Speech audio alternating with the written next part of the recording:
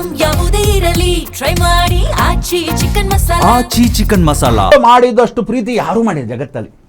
ಅವ್ರು ಹೇಳ್ತಾರೆ ಇಂಥ ಬೂದಿ ಹಚ್ಕೊಂಡ್ರವನು ಆ ಭೂತ ಪ್ರೇತ ಜೊತೆ ಇರ್ತಕ್ಕಂಥವನು ಅವರಮ್ಮ ಶಾಕ್ ಆಗಿಬಿಡ್ತಾಳೆ, ಇವನು ಹಿಂಗೆ ಬರ್ತಾನ ಪರಮೇಶ್ವರ. ಇವರೆಲ್ಲ ಹೇಳ್ತಾರೆ ಈಶ್ವರ ಎಷ್ಟು ವಿಶಾಲವಾಗಿರ್ಬೋದು ಒಂದು ಭುಜಗಳು ಅಂತ ಎಷ್ಟು ಜನ ಯೋಚನೆ ಮಾಡ್ತಾರೆ. 50 ಅಡಿ ಇರ್ತಾನೆ ವಾಸುಕಿ, ಎಷ್ಟುದ 50 ಅಡಿ ಇರ್ತಾನೆ. 50 ಅಡಿ ವಾಸುಕಿ ಇವನು ಭುಜದ ಮೇಲೆ ಇರಬೇಕಾದ್ರೆ ಇವನು ಆ ಭುಜದ ಮೇಲೆ ಹೊತ್ಕೊಂಡು ಇವನು ಹೆಂಗಿರ್ತಾನೆ ಪರಮೇಶ್ವರ, ಇವನ್ನ ಹೊತ್ಕೊಂಡು ಆ ಭುಜದ ಸಮೇತ ಆ ನಂದೀಶ್ವರನ ಹೆಂಗಿರ್ತಾರೆ. ಅದಕ್ಕೆ ಪ್ರದೋಷ ಅಲ್ವಾ, ಅದಕ್ಕೆ ಪ್ರದೋಷ ಕಾಲೇ ನಂದಿ ಪೂಜಿತ. ಅದಕ್ಕೆ ನಂದಿನಿ ಹೇಳ್ತಾರೆ ಯಾರು ಶಿವನಿಗೂ ನಂದಿಗೂ ಮಧ್ಯೆ ಹೋಗಬೇಡಿ, ಇಡೀ ಜಗತ್ತಲ್ಲಿ ಮಹಾನಂದೀಶ್ವರನೇ ಪ್ರಾರ್ಥನೆ. ಒಂದ್ಸಲಿ ಹೇಳ್ತೀನಿ, ಇವತ್ತಿಗೂ ನೀವು ದೇವಸ್ಥಾನಕ್ಕೆ ಹೋದ್ರೂ ನಂದೀಶ್ವರ ಭಾಳ ಮುಖ್ಯ, ಚಂಡಿಕೇಶ್ವರ ಭಾಳ ಮುಖ್ಯ. ಚಂಡಿಕೇಶ್ವರನಷ್ಟು ತಪಸ್ವಿ ಯಾರೂ ಇಲ್ಲ, ಈಶ್ವರನ ಪರಮಭಕ್ತ.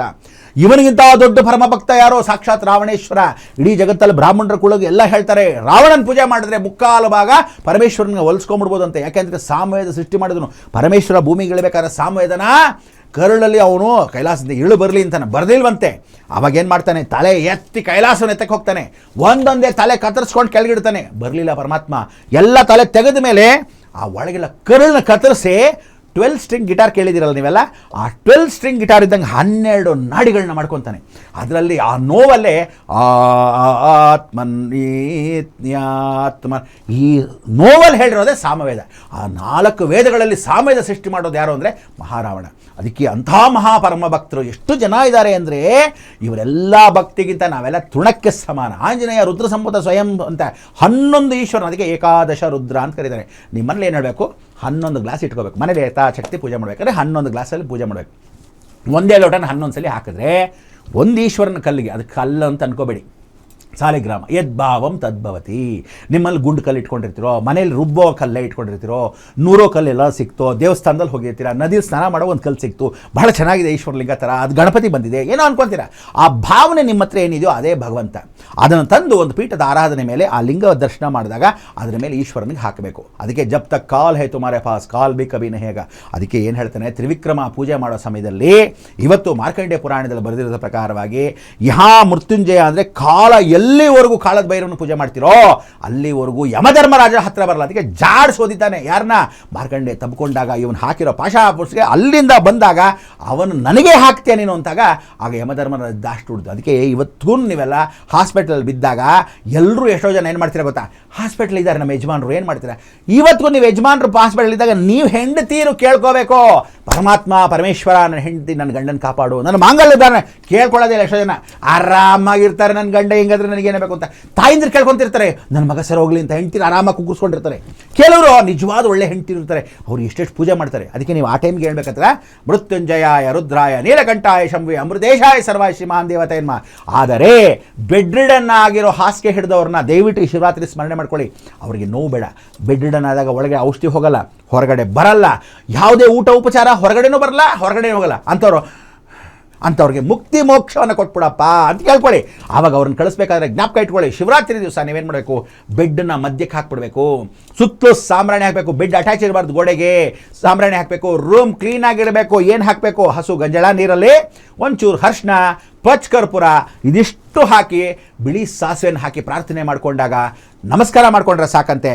ಅದನ್ನು ಸಾಸ್ ಗುಡಿಸಿದ್ರೆ ಆ ರೂಮ್ನ ಒಂದೊಳ್ಳೆ ಸಾಂಬ್ರಾಣಿ ಹಾಕ್ಬಿಡಿ.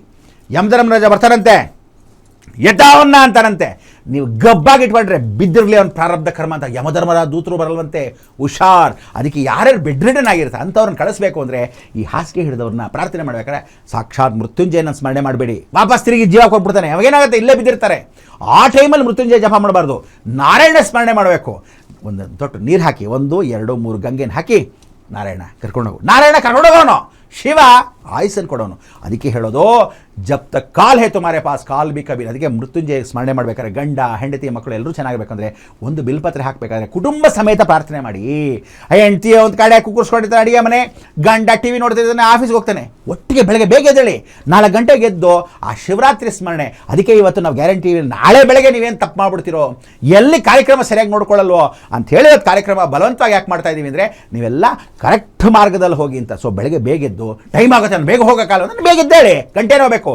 ಸೂರ್ಯೋದಯದ ಸಮಯದಲ್ಲಿ ಎದ್ದು ಎಲ್ಲರೂ ಸ್ನಾನಗಳು ಮಾಡಿ, ತಲೆ ನೀರು ಸ್ನಾನ ಮಾಡಿ, ತುದಿ ಗಂಟನ್ನು ಹಾಕೊಂಡು ಹೆಣ್ಣು ಮಕ್ಕಳಿಗೆಲ್ಲ ಕಾಲ್ಗೆಜ್ಜೆ ಹಾಕಿ ಪ್ರಾರ್ಥನೆಯನ್ನು ಮಾಡಿ, ಬಿಲ್ಪತ್ರೆ ಸ್ಮರಣೆಯನ್ನು ಮಾಡ್ಕೊಂಡು ಅಭಿಷೇಕವನ್ನು ಮಾಡಿ, ಆ ರುದ್ರಾಭಿಷೇಕಕ್ಕೆ 11 ನೀರು. ಒಬ್ಬ ಮನುಷ್ಯ ನಿಮ್ಮ ಮನೇಲಿ 1, 2, ಅದಕ್ಕೆ ಏಕಾದಶ ರುದ್ರ 11 ಜನ ನೆನೆಸ್ಕೋಬೇಕಂತೆ. ಆ 11ನೇ ಕೊನೆಯವನು ಯಾರು ಗೊತ್ತಾ? ಆಂಜನೇಯ. ಅದಕ್ಕೆ ಮನೋಜಗಂ ಮಾರುತ ತುಲ್ಯ ವೇಗಂ ಜಿತೇಂದ್ರಿಯಂ ಬುದ್ಧಿಮತಾಂ ವಾರಿಷ್ಠಾಂ ವಾತಾತ್ಮಜಂ ವಾನರಯೂತ ಮುಖ್ಯಂ ಶ್ರೀರಾಮದೂತಂ ಶಿರಸ್ಸಾನ್ ನಮಾಮಿ. ಆ ಶಿರಸ್ಸನ್ನು ನಮಸ್ಕಾರ ಮಾಡಿದ್ರೆ ನಿಮ್ಮ ಪ್ರಾಣದೇವರು ಅಂತ ಇವತ್ತಿಗೂ ಕರೆಯೋದು ಯಾರನ್ನ? ಆಂಜನೇಯ ಒಬ್ಬನೇ. ಉಸಿರು ನಿಂತ್ಕೋಬೇಕು, ಹೊರಗಡೆ ಹೋಗ್ಬೇಕವ್ರು ಅವನೇನೆ. ಇವತ್ತು ಮಲಗಿದ್ರೆ ನಾಳೆ ಬೆಳಗ್ಗೆ ಎದ್ದು ಹೊಟ್ಟೋಗ್ತೀವಿ, ಗೊತ್ತಾಗಲ್ಲ. ಎಲ್ಲವೂ ಸಾಕ್ಷಾತ್ ಪರಮೇಶ್ವರ. ಪ್ರತಿಯೊಬ್ಬನಿಗೂ ಬದುಕಕ್ಕೆ ಇಷ್ಟ, ಆದರೆ ಒಳ್ಳೆ ಜೀವನ ಬೇಕು. ಯಾವತ್ತು ನರಳಬಾರ್ದು, ಬೆಡ್ಡಿಡನ್ ಆಗಬಾರ್ದು, ಇನ್ನೊಬ್ಬರ ಕೈಗೆ ಸಿಗಬಾರ್ದು ಅನ್ನೋದೇ ಈ ಶಿವರಾತ್ರಿ ಮಹಿಮೆ. ಅದಕ್ಕೆ ಶಿವರಾತ್ರಿ ದಿವಸ ಪೂಜೆ ಮಾಡಬೇಕಾದ್ರೆ ಅವನಿಗೆ ಬೇಕಾಗಿದ್ದ ನೈವೇದ್ಯ ಜ್ಞಾಪಕ ಇಟ್ಕೊಳ್ಳಿ. ಹಬೇಲ್ ಮಾಡ್ತಕ್ಕಂಥದ್ದು, ಫಲಹಾರಗಳು ಮಾಡ್ಕೊಳ್ಳೋದು. ಅವನಿಗೆ ತುಂಬ ಇಷ್ಟ ಇರೋದೇ ಸಾಕ್ಷಾತ್ ನೀವು ಪ್ರಾರ್ಥನೆ ಮಾಡಿ ಕಲಂಗಡಿ ಹಣ್ಣಲ್ಲ, ಕರ್ಬೂಜ ಹಣ್ಣಿನ ರಸಾಯನ ತುಂಬ ಇಷ್ಟ, ಬೆಲ್ಲ ಹಾಕಿ ಮಾಡಿ. ಅವನು ಕಂಡ್ರೇ ಪಂಚಪ್ರಾಣ ಅವನಿಗೆ. ಅದಕ್ಕೆ ಇವತ್ತಿಗೂ ಅದು ಇಷ್ಟ. ಅದ್ರ ಜೊತೆಗೇನು ಅಂದರೆ ಬೇಲ್ದಣ್ಣು ಪಾನಕ ಏನಿದೆ ಅದು ತುಂಬ ಇಷ್ಟ. ಅದಕ್ಕೆ ರಾಮನಿಗೂ ಬೇಲ್ದಣ್ಣು ಪಾನಕ ಮಾಡ್ತೀವಿ, ಈಶ್ವರನಿಗೂ ಬೇಲ್ದಣ್ಣ ಪಾನಕ. ಎಷ್ಟು ಚೆನ್ನಾಗಿ ಬೇಲ್ದಣ್ಣು ರಸಾಯನ ಕುಡಿತೀರೋ, ಬೇಲ್ದಣ್ಣು ಪಾನಕ ಕುಡಿತೀರೋ, ಅದಕ್ಕೆ ಬೇಲ್ದಣ್ಣು ಹೊಡೆದು ಫಸ್ಟ್ ಕ್ಲಾಸಾಗಿ ಒಳಗೆ ಸಕ್ಕರೆ ಹಾಕಿ ಬೆಲ್ಲ ಹಾಕಿ ಕಲಸಿ ಅದನ್ನು ಫಸ್ಟ್ ಕ್ಲಾಸಾಗಿ ನುಣ್ಣಗೆ ಕಳಿಸಿದ್ರೆ ಆರೋಗ್ಯಕ್ಕೆ ಒಳ್ಳೆಯದು, ತಂಪಾಗಿರುತ್ತೆ, ಹಸುವಾಗಲ್ಲ. 1. 2ನೇದು ಅವನಿಗೆ ಅಭಿಷೇಕ ಮಾಡಬೇಕಾದ್ರೆ ಕನಿಷ್ಠ ಪಕ್ಷ ಪೂಜೆ ಪುನಸ್ಕಾರ ಆದಮೇಲೆ 5 ಲಿಂಗಗಳ ಭವ್ಯ, ಒಂದು 5 ದೇವಸ್ಥಾನಕ್ಕೆ ಹೋಗಿ ಬನ್ನಿ. ಸಾಯಂಕಾಲದ ಹೊತ್ತು, ಬೆಳಗ್ಗೆ ಆಗಿಲ್ವಾ, ಸಾಯಂಕಾಲ ಹೋಗಿ ಬನ್ನಿ. ಯಾವಾಗ ಅವ್ನಿಗೆ ಅಭಿಷೇಕ ಆಗ್ತಿರಬೇಕು. ಆಮೇಲೆ ಕೆಲವರೆಲ್ಲ ಹೇಳ್ತಾರೆ ನಾನು ರುದ್ರಾಭಿಷೇಕ ಕೊಟ್ಬಿಟ್ಟಿದ್ದೀನಿ ಈಶ್ವರನಿಗೆ, ಭಾಳ ಸಂತೋಷ, ನೀವು ಮನೇಲಿ ಕೂತೀರಿ ಅಭಿಷೇಕ ಆಗ್ತಾ ಇರೋದು. ಹಂಗೆ ಪ್ರಯೋಜನ ಇಲ್ಲ. ಈಶ್ವರನಿಗೆ ಅಭಿಷೇಕ ಆಗ್ತಾಯಿದ್ರಿ, ವಿಷ್ಣುಗೆ ಅಭಿಷೇಕ ಆಗ್ತಾಯಿದ್ರಿ, ಆ ಅಭಿಷೇಕವನ್ನು ನೀನು ಕಣ್ಣಾರೆ ನೋಡಬೇಕಂತೆ. ಯಾವತ್ತು ಕಣ್ಣಿಂದ ನೋಡ್ತಿರೋ ನಿಮ್ಮ ಮೈಯಲ್ಲಿರ್ತಕ್ಕಂಥ ಎಲ್ಲ ರೋಗ ರುಜಿನಗಳು ಹೋಗುತ್ತೆ, ಮಾಯವಾಗುತ್ತೆ. ಅದೃಷ್ಟ ಮಾಡಬೇಕಂತೆ.